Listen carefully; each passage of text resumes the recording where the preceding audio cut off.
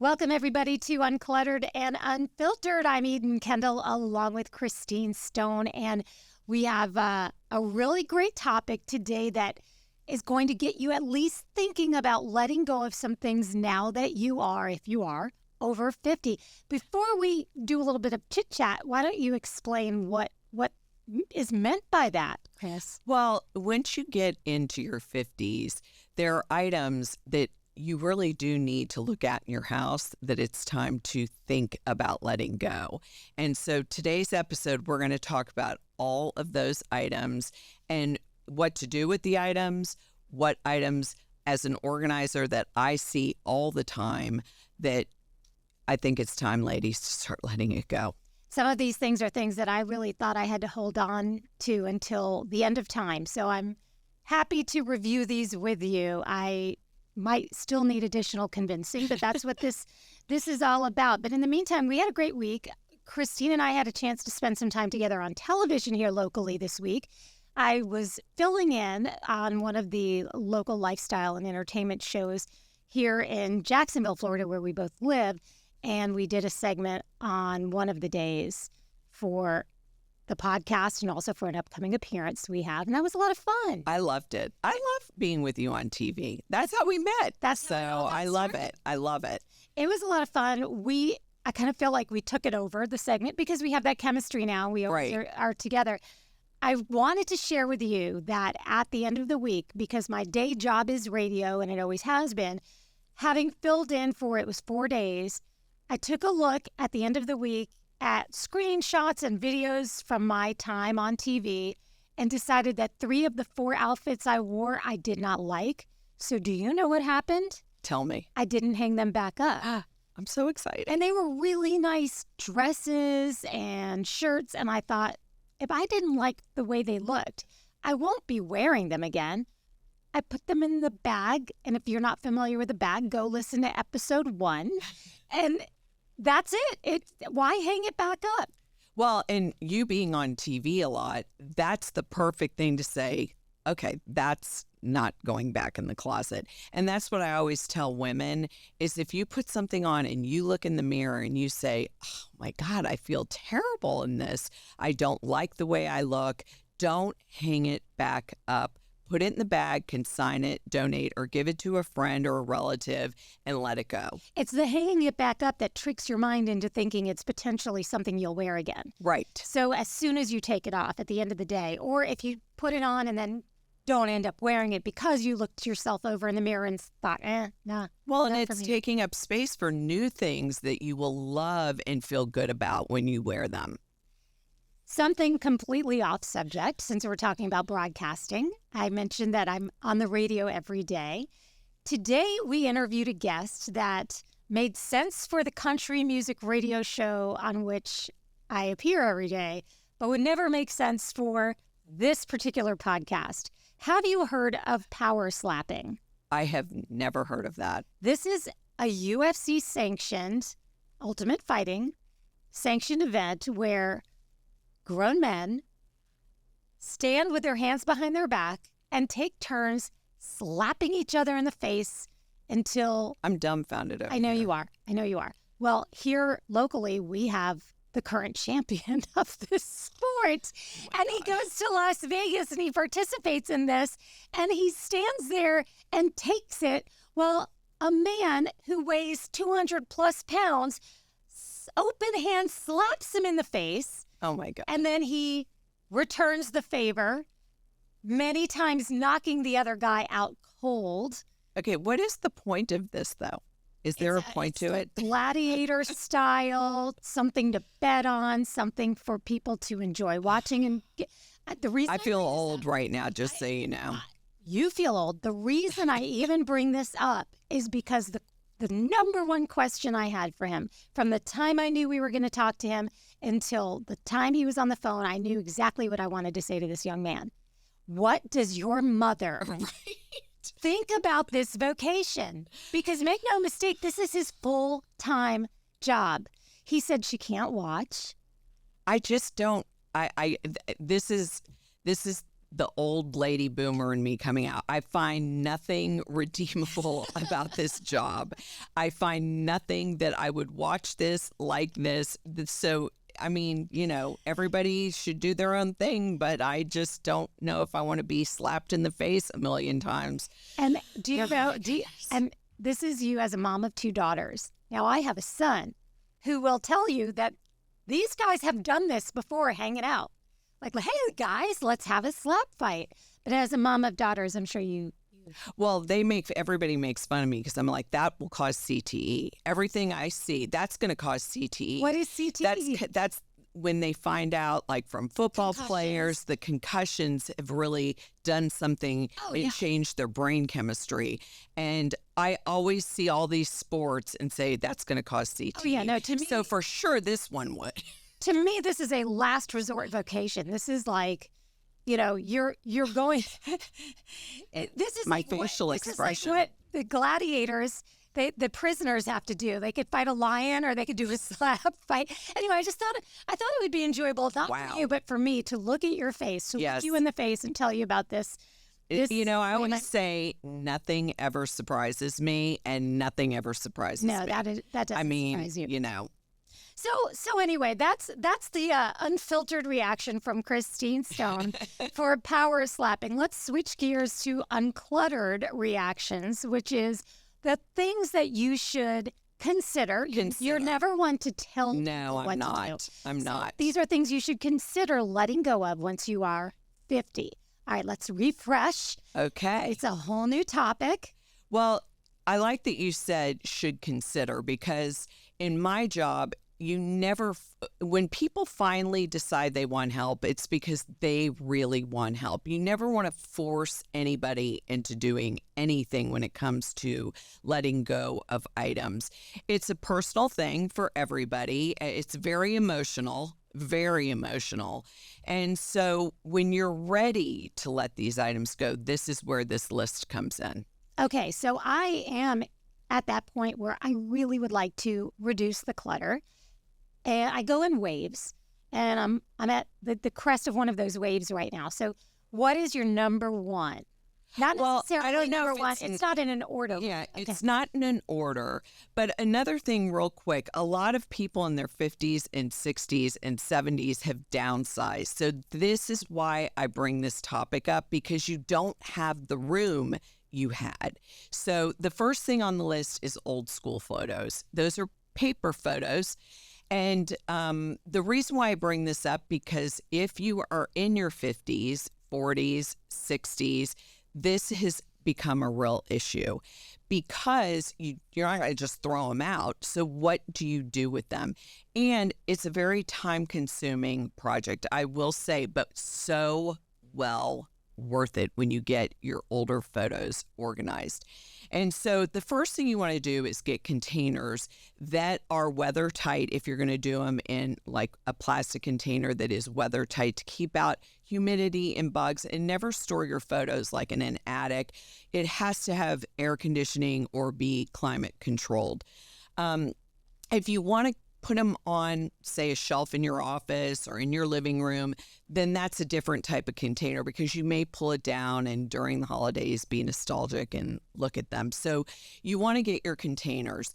I always say, if you don't have a big table, open a card table, because it's going to be like shuffling cards. You're going to have different categories, and you're going to decide what your categories are. So for instance, you want to take all the photos you have in your house and gather them in one spot. So if you have some in a drawer here, some in a drawer there, up in a cabinet, that's the first thing, because once you get them all in one spot, then you can start sorting them by events or by child. Question for you. You mentioned bins. Now, photo albums, that would take forever and is not as conducive to what you're trying to accomplish. Am I right? I mean, are you nuts about the albums? Well, unless you're going to take your photos and send them off to have a book made, to do your own photo albums like we used to in the 70s and in the 80s and even in the 90s. I don't know if you want to spend the time doing that or you don't want to make this such a chore that you get halfway through it and say, forget it, I'm not doing this. That's the big thing about organizing photos. You want to be able to complete the project. With my son, I used to go to creative memories parties, Oh, and he had that scrapbooking thing, and he has a beautiful first-year scrapbook. Not the girl child, because it was a really elaborate deal to like make these very fancy scrapbooks. And, I'm not going to do that for his entire life and then go back and do it again for hers. But that's just me. I never made one of those. I'm not a crafty kind of gal. So the most I did was just slide them in, where you used to have the sheets and you just slide them in. So that's what it came to. Yeah, eventually. that's what it usually does come to. So sorting them is a choice. Some people want to sort them by vacations, holidays, years, children. So that's just something you have to decide. You gather all the photos and you let go of the photos that are blurry, which back in the day, there were tons of those photos. Photos of people you don't remember or don't know. So there's tons of those photos. You may say, who the heck is that person? If you don't know them, it's time to let go of the because photo. your memory doesn't get sharper as you get older. It's not like a year from now it's going to come to you. Or what if it's someone in the photo that you were friends with 20 years ago, but you haven't seen them in 20 years and you're really not going to? And so why keep it? Doubles. We used to get a lot of doubles back in the day, so you don't need to keep two of the same photo. That was always a selling point for every photo developer. Right. Exactly. Free set of duplicates. Right. Which, think about that now. I mean, who needs two photos of everything? So, and also, if another thing about remembering, maybe they're not worth remembering someone in the photo. I have a lot of clients that are divorced that are like, we're getting rid of everything that reminds me of that time in my life because it wasn't a happy time. And it's okay now to let those kind of things go. So photos are so important, especially when you're moving or when your kids are adults. I mean, you're going to want to give them their photos so that they can share them with their kids. And so having them organized, you're just giving someone a bin or a box. So it can be tedious, but setting up a card table with bins and just start sorting, make sure you label, because if you forget to label, you're not going to know what is in the bin. Okay. The next item are your kids' baby toys. I see this so much. And now that I have my own grandchild, for sure, I understand a lot more. So I will be organizing a client over 50 and they'll have like, a little Susie doll from when they were little and the hair's all messed up and and they'll say she may want it for her child. And I'm like, really? I mean, I learned one thing having a grandchild. Everything I say, Mom, they don't do that anymore. It causes seizures. That material, they don't do that anymore. I can't tell you how many times I have heard this from my daughter. Good luck passing your old toys down. Old, musty, been sitting in a bin for 20 years. I mean, there may be one thing like old-fashioned wood blocks because, I don't know, the paint may have lead in it. Who knows? Who knows? But I'm saying this generation that's having babies, for sure, they are very picky. They do not want it. They don't want it. And they'll ask. My clients will ask their children, and they'll be like, no, I'm not. No, Mom, can't do that. And they'll tell me, oh, you were right. He or she didn't want it. So I see the results all the time. So if you're holding on to all these old toys, ask them if they really would use them. And if not, get rid of them. And that goes too, I would imagine, for cribs and things like that, because there's regulation on how far apart. Especially, yeah, cribs, you can't. Yeah. You can't reuse cribs. Just make sure. Yeah. And they'll tell you. They're not shy about saying, we don't use that, Mom. That's something you used to do back in it's always has to be like you're an old dinosaur. You don't know, what we do now. You don't argue at that point because you've learned now. You just say, okay, you're the boss, you're the mom. Absolutely. You're the boss, you're the mom, it's your child. Tempting to say, but look at you here thriving. But you don't say that because it will get you nowhere. I have said that once. Probably. Like, I did all this with you and you seem like great. So, Okay, now we're going to go to the adult children's memorabilia. They've been out of your house. They don't live there anymore. Some of them are even married. They have their own homes.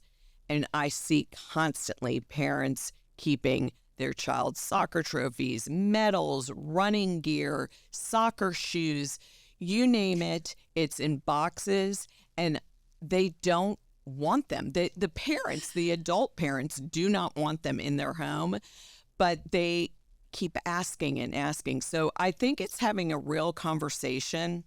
Fully built Lego sets. Right. Fully built. I've seen a million of those. I can't tell you. So any kind of memorabilia from your kids and also that would include artwork, report cards, yearbooks. If they want this stuff, they should take it and put it where they live. And I'm not saying when they're in college, that's different. They always come home.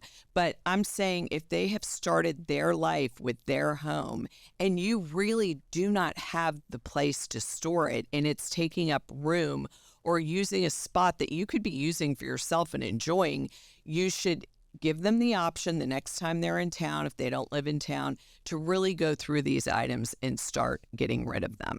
One of the things that used to drive me crazy, there was this whole phase, and everybody remembers this, when all of these shows about tiny houses would be on all of the home channels.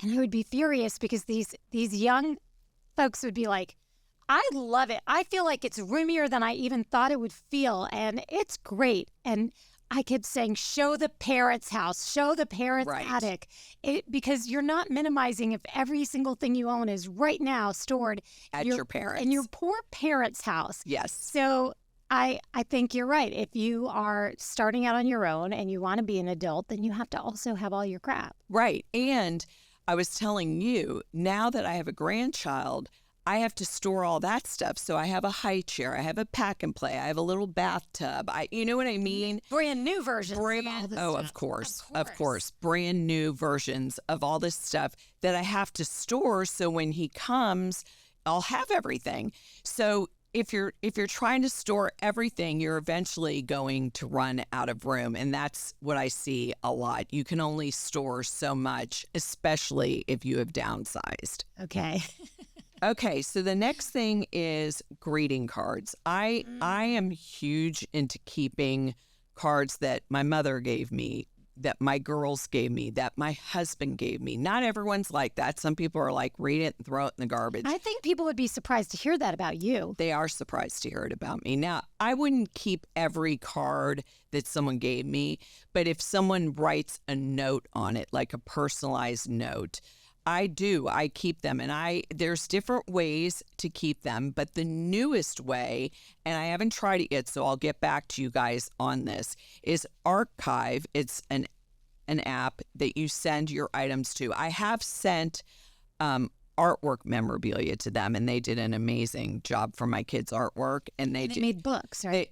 They made books, and you send everything in a box that they provide you, and then you just send it off, and then they send you the item that you've picked, how you want the items displayed. But the latest one is for greeting cards, and I thought, oh my gosh, this is great.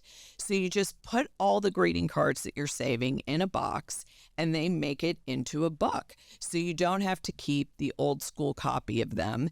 And I actually am really excited to try this because, I mean, imagine since my kids were, old enough to write, and anything my husband, even if it's from a flower. So you hear this, everybody? I do keep something. Yes, she has a heart, people. I do. So when you do receive this, please let's photograph at least the outside of it and show everybody or thumb through it. Yes, I'm really excited about this because I think I see a lot of cards people keep, and they have a hard time letting them go. And this would be perfect. You just mail them off. They make a book, and you can keep it on a shelf and look at it when you want to look at it. That's perfect. Okay, so the last, not totally last, but one of the last things is items in your garage. I've talked about garages before, but garages become the storage unit of items that you don't want in your house, but you're not prepared to get rid of them, so they end up in the garage. And so many people can't park their cars in the garage because it's become a storage unit off the house. So when you're in your 50s and your 60s and your kids are grown up, you don't need their old, lacrosse sticks, their soccer equipment, their track items, all their track shoes. It's time to finally let go of all those items that you've been saving. I know it's hard. Believe me, I work with so many people that's a part of your life that's over. Even if they've only been in college for a year, it's a part of your life that you really were involved in. So to let those items go can be really difficult. But the garage should also be a place that you keep items that you use, not just items that you're storing. And so that would include old golf clubs, which my husband is the worst offender of that. And I actually found a place for him to consign his old golf clubs. Tell us. Well, Or it's local. it's Okay. local. So there are places you can consign old sports equipment. Sure. And so you don't feel like you're wasting it. And also old tools, old paint cans, broken items, gardening items that you never ever use, old bags of soil, broken items that are broken. I mean, people keep broken lawn chairs. I mean, there's so many things, old beach stuff that you haven't used in 20 years. So keeping the garage as part of an extension of your home is so important to keeping your whole entire home area organized. How many times have you said, oh, I do have one of those. It's in my garage somewhere. You should be able to put your hands on Yes. whatever it is what I'm hearing you say. Yes. And when you, like I said, when you're in your 50s, because this is for people 50 and over, you don't need these items anymore. You're holding on to it as an emotional thing, not because you really are going to go out and take your kid's soccer ball from when they were in 10th grade and go kick it around the yard. I mean, think about it. You're not going to do that. You might be the exception, and if you are, you know who you are. You might have be that family that on Thanksgiving you get out there and play a little bit of touch football or some soccer. Oh, in your 50s, you're playing touch football. You might be, or your kids. Oh, my God. But I'm saying there are those exceptions, but unlikely that you're going to put together a whole lacrosse team and get out there. No. So you know what I'm saying? Yeah. You can have a ball, some freestyle kind of fun, dodgeball-y kind of things, but not, But yes, I do know people who would do that, get out there in their 50s. I also know somebody who won't get rid of her roller skates, even though she knows it's a terrible idea for her to get on them. That's terrible idea. Terrible, terrible idea. And by her, I mean me. Yeah, I kind of gathered that. Okay, just checking. Anyway, rollerblades, roller skates, anything that you're not going to use anymore, you need to consignment, let it go, give it to a friend. Maybe they have kids and they would want it. There's always somebody that might want your items, so you don't feel bad about letting it go. There's somebody who needs them or will use them. Quite the opposite. You can feel great about it. Right. You can feel really great about giving items that you don't want to somebody who really wants them.